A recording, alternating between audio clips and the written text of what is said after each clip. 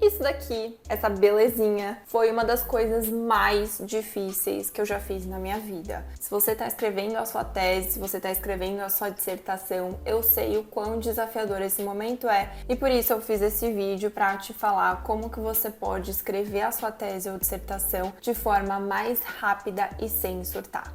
Bora lá?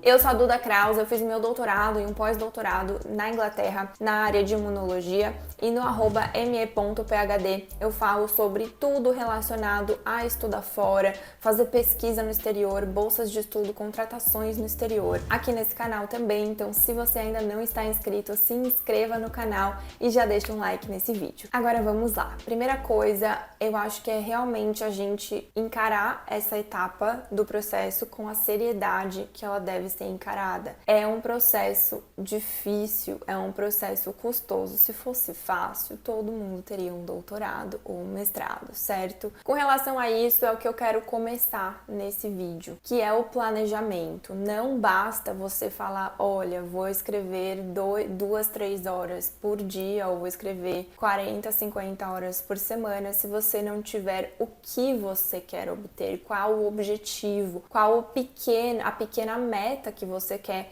para aquele dia, para aquela semana. Porque quando a gente pensa escrever a tese ou escrever a dissertação, é uma tarefa gigantesca e já por definição nosso cérebro congela e não sabe como agir. Agora, se você fala, olha, essa semana eu vou trabalhar na seção dos resultados do capítulo 4. Percebe que é muito mais palpável? Você sabe que, por exemplo, a sua seção de resultados vai ter 5 figuras, então você vai trabalhar por um dia em cada figura e depois fazer o texto, enfim. Você quebrando essa tarefa muito grande em tarefas menores, fica muito mais alcançável. Então não coloque escrever a tese ou escrever tantas horas, mas sim faça o planejamento de capítulos. Quanto tempo que você vai ter para escrever cada capítulo, ou até o final do mês eu quero terminar capítulo tal, portanto você faz a quebra ali de quantas páginas ou de quais sessões daquele capítulo você vai ter que escrever por dia, quantos dias que você vai trabalhar por semana, quantas horas por dia,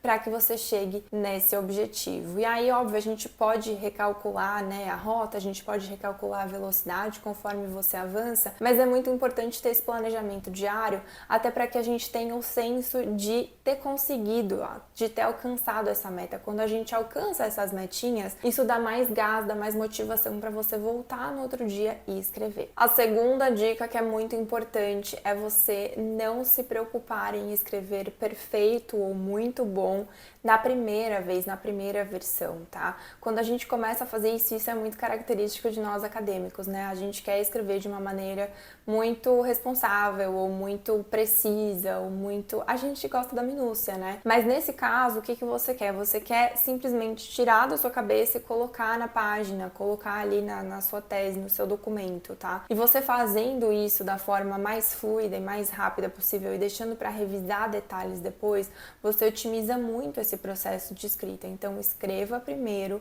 revise depois. Eu recomendo até que você, por exemplo, escreva todo um capítulo da maneira que você conseguir, da maneira que você puder, e depois só de todo o capítulo escrito você vai e revisa e depois, por exemplo, envia para o seu orientador fazer as considerações dele ou dela. Terceira dica é, se possível, eu sei que nem todo mundo pode se dar esse luxo aí, né? Eu sei que às vezes a gente tem outras responsabilidades, família, ou não tem opções de local, mas se possível, escolha locais que você tenha um maior rendimento para a sua escrita. Por exemplo, eu tinha bastante dificuldade de escrever em casa, porque em casa, né, às vezes eu ia fazer uma comida, limpar a casa, arrumar alguma coisa para procrastinar a escrita, mas eu também percebi que indo para o laboratório, fazia pesquisa experimental, né, indo para o laboratório, se eu fosse todos os dias, eu acabava perdendo muito tempo, ou ajudando outros alunos, ou me dispersando, conversando com colegas. Então, o que para mim foi o ideal? Achar um local, bibliotecas, eu amo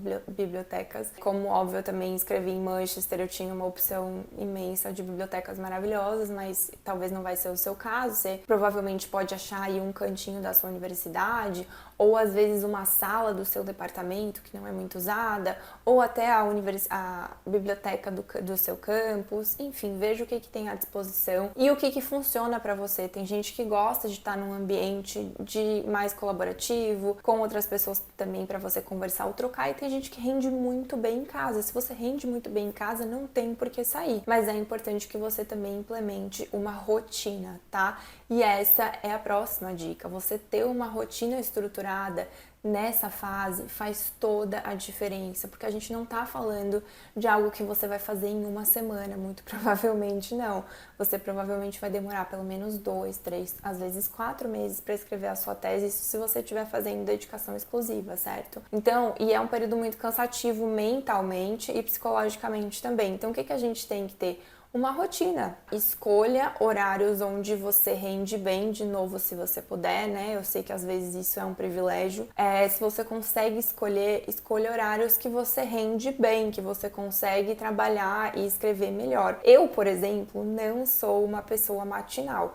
Então, como que eu estabeleci a minha rotina durante esse período de escrita de tese, tá? Eu começava às 11 da manhã na biblioteca. Na verdade, eu acordava umas 7, 8 da manhã, ia pra academia. Pra mim foi essencial manter uma rotina de exercícios. Eu não sou a pessoa mais rata de academia, eu acho um saco ir. Eu faço realmente exercício por obrigação. Temos que nos manter saudáveis. Você pensa melhor se você tá saudável também. Então, preocupações como manter uma rotina de exercícios, manter horários bons, dormir bem, comer bem, fazem toda a diferença. E aí, então, eu ia pra academia umas 7h30, 8 horas da manhã, dependia do dia. Voltava, tomava banho, tomava meu café tranquila. Depois, eu ia pra começar às 11 da manhã e aí eu ficava até às 7 ou 8 da noite. Essa é a rotina que funcionava melhor pra mim, pro meu cérebro. E foi como eu realmente consegui ajustar, fazer uma pausinha pro almoço ali de meia hora no máximo. Se você é uma pessoa que rende melhor de manhã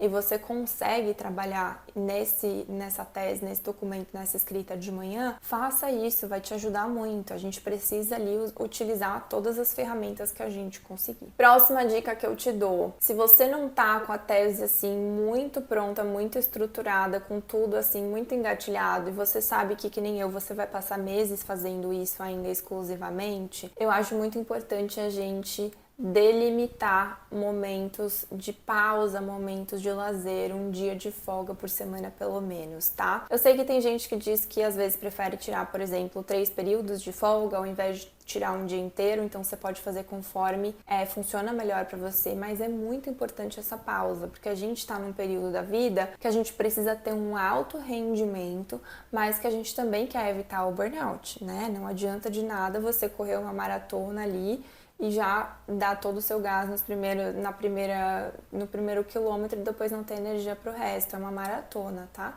Escrever a tese, então pense nisso. Pra mim, eu tirava sempre os sábados de folga e funcionou muito bem. Aí eu já planejava alguma coisa pra fazer no sábado e não vou mentir, eu fazia as coisas pensando, eu devia estar escrevendo, eu devia estar escrevendo. Tudo que eu fiz no período da tese era tipo, eu fazia as coisas pensando, eu devia estar escrevendo, é péssimo, mas foi muito importante pra mim ter esse período de folga, porque realmente é pesado, é complicado.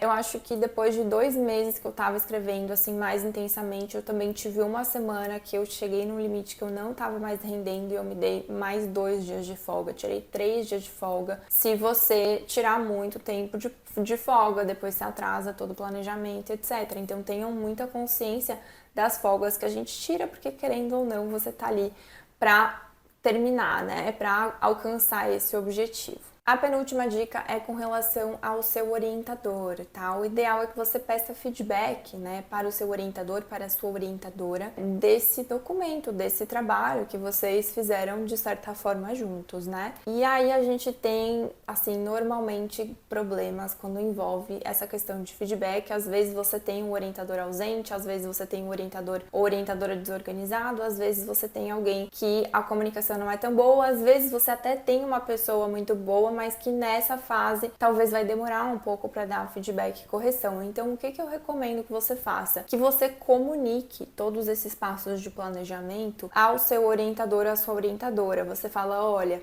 até dia tal do mês tal eu vou ter pronto tal capítulo e aí eu vou te mandar e aí, se possível, você me dá o feedback. Quanto tempo que você acha mais ou menos que você precisaria para dar feedback para mim de cada capítulo? Porque quando a gente não pergunta, a gente não tem referência e a gente também não pode cobrar. Então é muito importante que vocês façam esse acordo. É aquela coisa do combinado não sai caro, né? Façam esse acordo. Quanto tempo você vai precisar para me dar feedback? Ah, é 3 semanas, é um mês, então tá bom, então eu vou me planejar. E assim, ó, pra mim foi muito melhor a estratégia de mandar um capítulo por vez para correção do que mandar uma tese inteira, ainda mais uma tese desse tamanho, né? Então, testem aí, falem como que a pessoa prefere, né, esse documento para dar essa devolutiva, mas eu acho muito importante vocês já terem esse combinado aí desde o início. Por fim, eu quero te dar uma dica que me deram e que realmente fez muito sentido.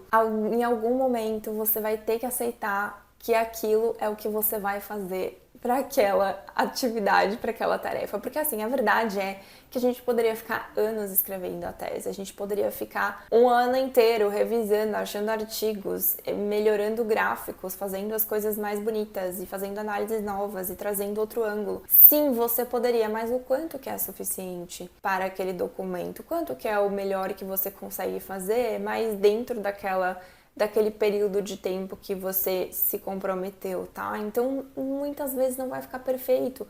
Muitas vezes é uma construção. Você faz algo que tá um pouquinho feio. Ninguém escreve bem de primeira, né? São edições e variações. Você faz a sua primeira versão, você melhora um pouquinho, faz os ajustes, depois manda para o seu orientador ou orientadora, volta, faz as edições e aí você pode refletir mais um pouquinho, mas uma hora você vai ter que aceitar que aquilo é o melhor que você vai fazer e enough is enough, tá ótimo, e submete tranquilamente, tá? Boa sorte nessa fase, me conta aqui embaixo nos comentários se alguma dessas dicas te ajudou. Até a próxima!